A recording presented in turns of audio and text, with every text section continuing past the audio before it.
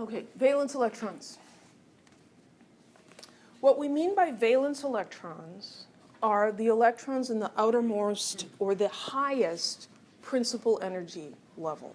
So these are, in the hotel, these are the electrons staying on the highest floor.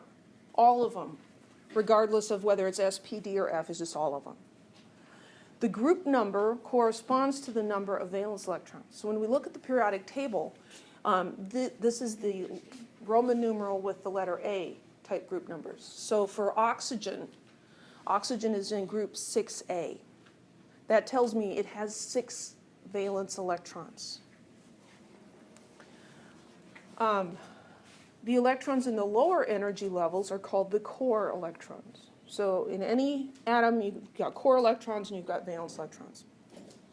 The number of valence electrons has a huge impact on the properties of the atom, how it bonds and how reactive it is and all sorts of things. It's the number of valence electrons. So here is part of the periodic table. This is the first 3 rows of just the main group elements. So there's this gap in here. So hydrogen and helium, lithium, etc. Let's look at oxygen because we were just talking about oxygen. This is the end of its electron configuration, right? It's 1s2 plus 2s2 and 2p4. Well, sulfur has an electron configuration that's very similar to oxygen. It's just that its highest energy electrons are in the 3rd energy level instead of in the 2nd. But it still has 6 of them. So oxygen and sulfur have 6 valence electrons. Now, hydrogen and lithium and sodium are all in this first group 1A. And we've observed before that these all form +1 ions, and they have some other characteristics in common. They're very reactive. They all have the same number of valence electrons. The noble gases, helium, he's a baby brother just like hydrogen, and so helium only has 2 valence electrons, right? Because he only has 2 electrons. All the other noble gases, though, have 8 valence electrons. And it turns out that that's kind of a special number in terms of valence electrons. It's an especially stable place, and that's why the noble gases don't react very much at all. So let's write an electron configuration for phosphorus, and let's identify the valence electrons and the core electrons. So how many electrons does phosphorus have? 15. So 15 electrons. So we've got 1s, 2, and 2s, 2, and 2p, 6. So we're up to 10 electrons there. What's after 2p? 3s. So we can put 2 there, and then what's next? 3p. So we've got 10 here, 12, we need 3 more. So what are the valence electrons? Yeah, so these are the valence electrons. They have the highest, largest big number. And then these guys, everything else before that, those are the core electrons. Okay, any questions? So when we look at elements that are in the same periodic group, right, oxygen and sulfur, the number of valence electrons is the same. The number of core electrons is going to be different. Sulfur is a larger atom than oxygen. It's going to have more core electrons. Okay, now we get to the good stuff. The periodic table can be divided into 4 blocks that represent the filling of the 4 quantum sublevels, S, P, D, and F. The group number corresponds to the principal energy level. It corresponds to the number of valence, the row number is the principal quantum number. The group number is the number of valence electrons. There's the picture. So over here, and helium in some ways should be over there, filling in this. This blue area represents the S block elements. On each level, 1s, 2s, 3s, 4s, 5s, 6s, 7s. How many electrons can be in the s sublevel? 2. There are 2 columns here. And so we see for beryllium, its last 2 electrons are in the 2s. Lithium ends with 2s1, beryllium ends with 2s2. After 2s comes 2p. These 6 columns here represent the p block. The p sublevel has 3 orbitals. It can hold 6 electrons, and there are 6 columns here. And so as we go from boron to carbon to nitrogen to oxygen, it's 1 additional electron, and they're all going into the 2p sublevel. We get to neon. Neon ends with 2p6. Its 2p level is full. After 2p comes 3d. And we can put 2 electrons in there, and then we go to 3p, 6 electrons. The next one is 4s. We put 2 electrons in 4s, and then this is the d block.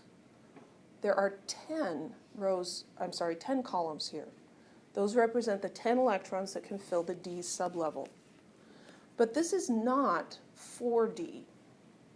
This is 3d. So what we need to remember is that for the d block elements, it's the period number,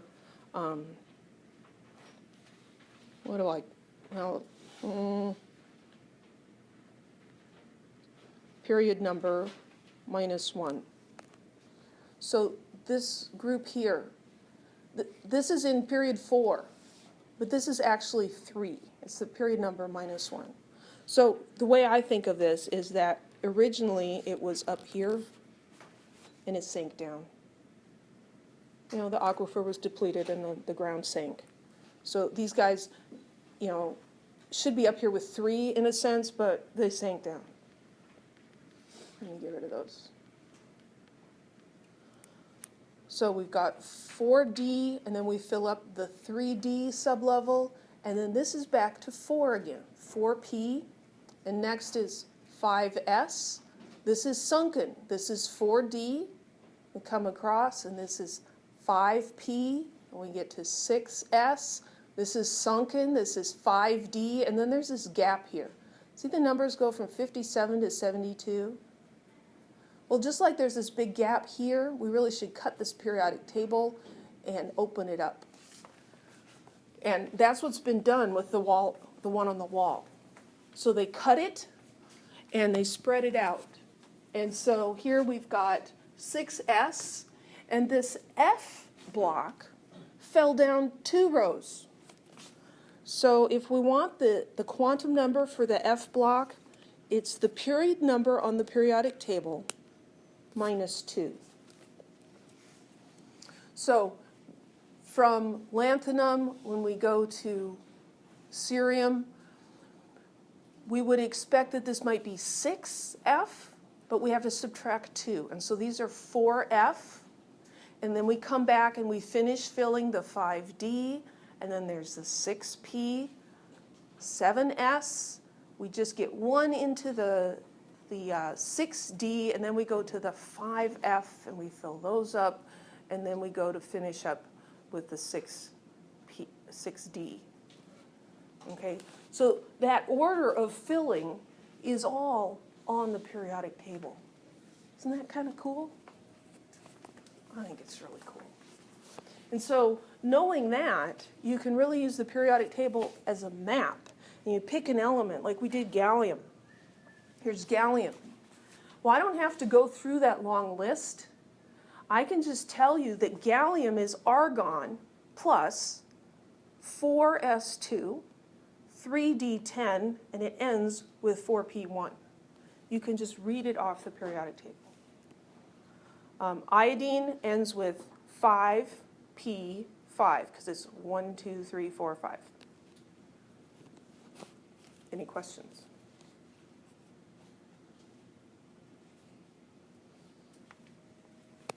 There are some funky little things with some of them. Do you see anything that's irregular?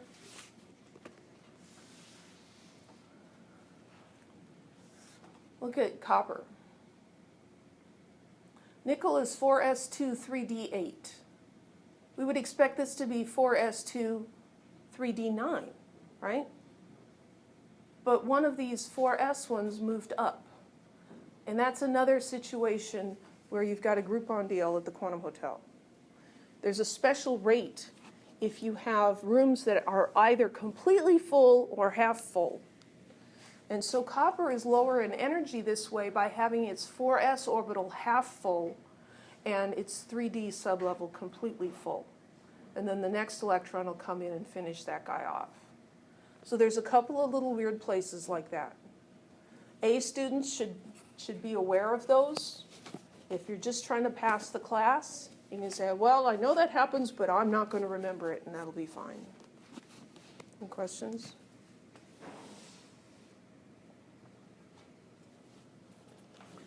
So this is showing how we would write the electron configuration for chlorine by looking at the periodic table. So we see that chlorine is over here, and so write down the previous noble gas is neon. And from neon, then we go to this row. This is the third row. This is the S block, 3s2. And then we jump across here. This is the P block, and we've got 1, 2, 3, 4, 5 there. And so 3p, 5. Is that easier than, yeah. You can draw the diagram and the arrows and stuff, and it works too, but we'll always have a periodic table. And it's all hiding in the periodic table. So let's do bismuth. And there's a periodic table for us to look at. Well, we're going to find bismuth. Bismuth is down here.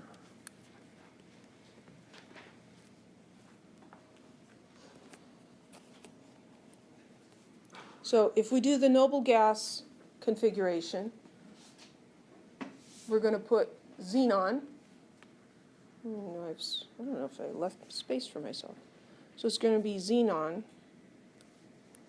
And then after xenon, this is 6. 6s, how many? 6s2.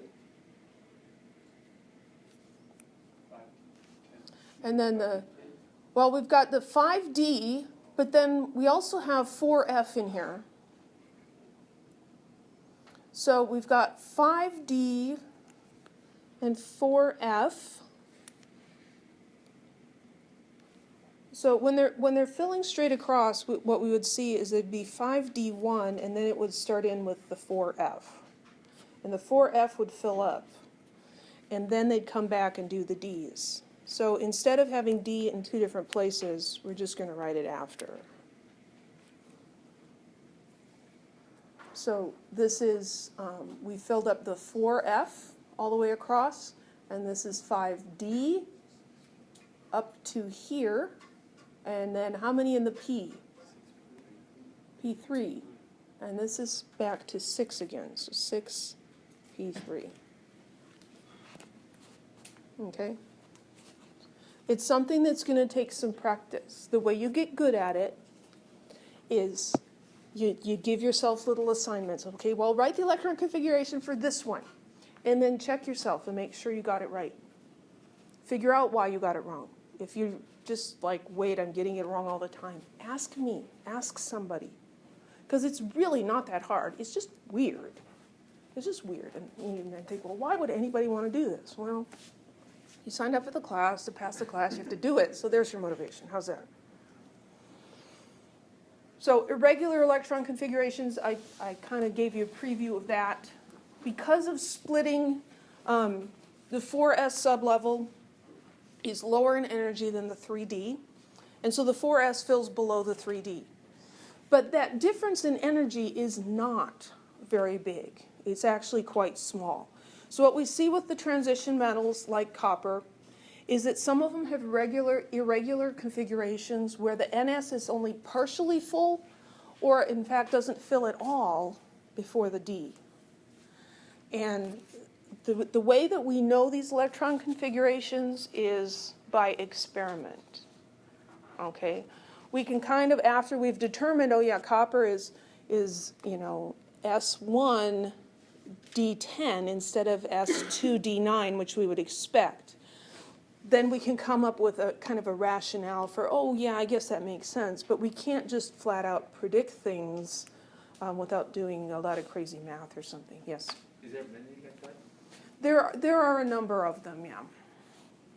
And they're going to be on the test. If they're on the test, it'll probably just be one, and it's not going to have a big impact on your grade. But I think it's important just to recognize that they do this, right? And So, yes, which ones are they again? That I can right here. Okay. Yeah, just getting to that. So these are what we expect from chromium, copper, molybdenum, ruthenium, and palladium, and this is what we actually get. And so what we see is that we're getting here, we've got the S and the D both half full, instead of the S full and the D just kind of partially full. And so there seems to be some energy benefit in doing that. And here, instead of the S full and the D not quite full, it's more energetically favorable to have the S half full and the D completely full. And so that happens here as well. And this one, that one's just kind of weird. Why? I don't know. Ruthenium. I can't come up with a good explanation for that one. Palladium, there was some special where, well, if this one's full and that one's empty.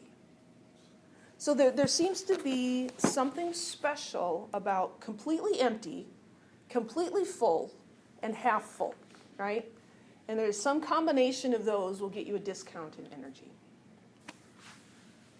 So, the ones like chromium and copper, I think, are good to remember.